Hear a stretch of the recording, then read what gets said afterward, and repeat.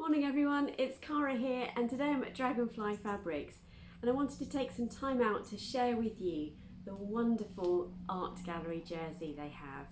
I'm going to spend a bit of time showing you the range, share with you my experience of making them, and it would be rude not to share with you the exact same fabric that I'm actually wearing today. And today I'm wearing the Deer and Doe Sirocco jumpsuit, one of my favourite patterns of all time. I really enjoy how quickly this comes together. But we quite often get asked, what's jersey like to sew with? How do you know what to choose? There are lots of different types of jersey. So today I'm going to take you through the art gallery jersey experience, if you like, and share with you what that's like to work with. So the art gallery jerseys, let's pick this one up. No, I hope I don't blend too much into the background because it's obviously exactly the same jersey. But this is a wonderful weight of jersey. It's not light, but it's not heavy, and that makes it one of the most stable jerseys to work with. And the thing about the art gallery, the colour is just amazing, and it stays true. So when you wash these fabrics, the colours don't fade. This one I bought and made probably 2 years ago, I imagine, and you can see that it's exactly as it was the day that it was on the bolt. And what do you need to think about when you're sewing jersey? Well, you don't need to have an overlocker, number one. Now, using an overlocker basically cuts the edge and binds the edge all in one, which gives you a really neat finish. And I did make this Sirocco jumpsuit completely on an overlocker. But with jersey, because the edges don't fray, so you can see here, you've got the cut edge here, they don't fray, they curl slightly, but on the inside of a garment, that isn't unpleasant. And because you cut all your, when you cut all your pattern pieces, basically when you sew them together, you can iron those so they'll sit flat, or sometimes on seams you can iron them so they sit open, and therefore either way it's a equally neat finish. Now, if you haven't got an overlocker, that's absolutely fine, but you're going to need to use a stitch that will incorporate the stretch, and the way to do that is to use a zigzag. Now, all models of sewing machine will have a zigzag stitch on them, and the best thing to do is have a play. So once you've cut out your pattern pieces, you'll end up with lots of scraps of fabric left over, and choose one of those and set yourself your zigzag stitch, and then have a play with a size of the stitch. Now again, some sewing machines don't have a change in stitch, and again that will be absolutely fine. My machine does have the option to have a larger or smaller stitch, and my personal preference is a stitch size 3. I find smaller than that and sometimes the fabric can bunch up, and larger than that makes the stitch really visible. Now actually that's quite a nice design feature, but I find a stitch length of 3 is a really nice even finish, and will allow your project to stretch. And you can use a zigzag stitch anywhere on your garment, to do the hem, to do the sleeve arms here, for example, and on a visible finish. So actually I'm looking at my own sleeve here, and that's exactly what I've done here. I've turned it up. Actually, on this one I've only turned it up once. You could actually turn it up twice on a hem, so you don't get that sort of the roll, if you like, but as you can see, even on mine here, I've turned it up once and then popped a zigzag stitch, and it's a lovely equal finish. Choose a coordinating colour of cotton. So on this one I've gone for a navy, so that's the base colour in this particular art gallery fabric. But stretch fabrics you shouldn't be scared of at all, and often people start with cotton on something.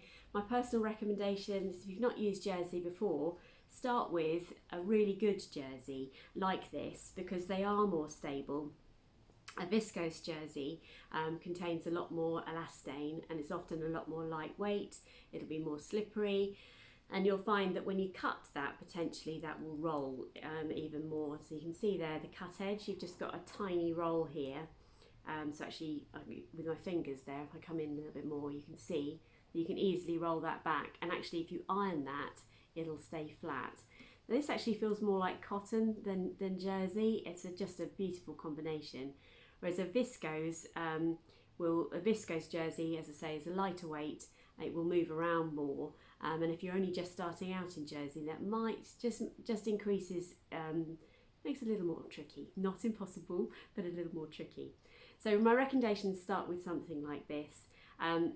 Always pre-wash your fabric, just to minimise any shrinkage. I didn't experience any shrinkage that I could tell you about when I washed my own art gallery fabric, because it is a premium product.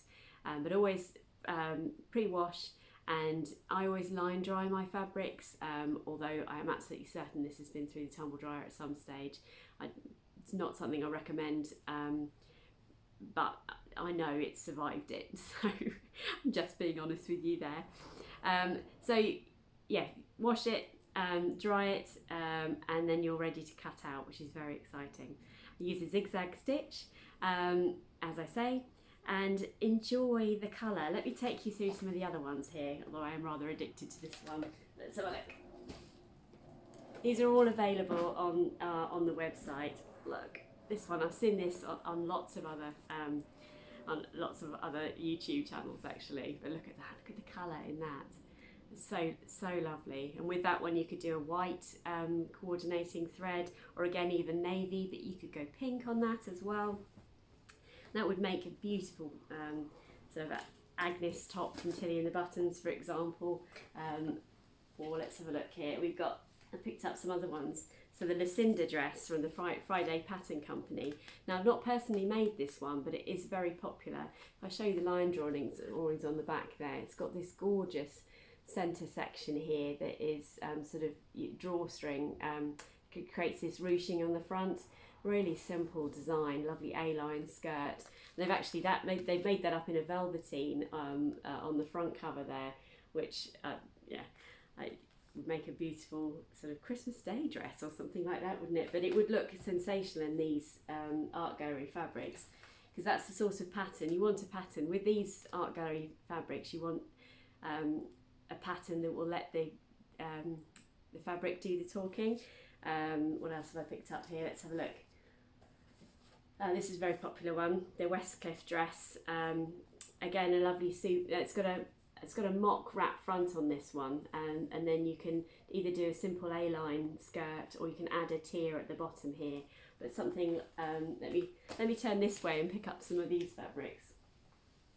So a Westcliff dress in this beautiful navy with the dandelions on, for example. That would just be so lovely. I wish I could express to you how soft this fabric is and how comfortable this would be against your skin. And it's a really clever fabric actually, because in summer it's cool, and in winter it's somehow warm enough. And I think they're brilliant because you can wear them bare-legged in summer, but also you could easily wear tights under this, and they wouldn't stick to you. Just pop that one down there a second. Some other favourites here. Oh, Sirocco in this would look amazing. Now Dragonfly fabrics are actually out of stock at the Sirocco at the moment, but it is a fabric that is it's a pattern that's readily available elsewhere. Trying to think what else I can tell you. Now in pattern fabric, in patterns, they also often talk about the amount of stretch a product has. So the Sirocco, for example, requires a fabric that has 30 centimetres of stretch. So how do you do that? Now, actually a lot of the pattern companies have a guide on their patterns. So imagine if you had a ruler and you had a 10 centimetre section of fabric against the 10 centimetres on the ruler, and then you stretch the fabric and see how far it would sensibly stretch without like pulling it apart. And basically that will show you the level of stretch it has. So if you stretch that across, and it reached your thumb where the 10 centimetres was, if you took your thumb across and it reached the 30 centimetres, then that would show you that it had a 30 centimetres worth of stretch. And these, I can't remember what the exact percentage is, but I know that these have enough give in them. And when you're making a jumpsuit, for example, that's important because you need to be able to sort of obviously get in and out of it. There's no additional elastic added into this product, for example. or sometimes when you've got a tight fitting neckband on a t-shirt, you want to be able to have that little bit of give so that you can get it over your head. Some of the other products here. Oh, this one's a really big one. It's just such lovely colours. This mint is very, very popular at the moment. In the background here, and some beautiful sort of, they're actually slightly autumnal actually, some of these designs here. And then another personal favourite of mine, which I think a t-shirt would look sensational in. Oh, look at these lemons here. I love this one. I just love this. This would look amazing. Lovely simple t-shirt design made out of this one. It'd look great with jeans. Yeah, and a lovely t-shirt dress, for example, made out of that would be sensational as well. So I hope you've enjoyed hearing me talk and just share my views and tips on working with the art gallery fabrics. I really do recommend them. They are just absolutely beautiful. So until next time, I look forward to sharing with you some other additional tips, and I hope to see you all soon.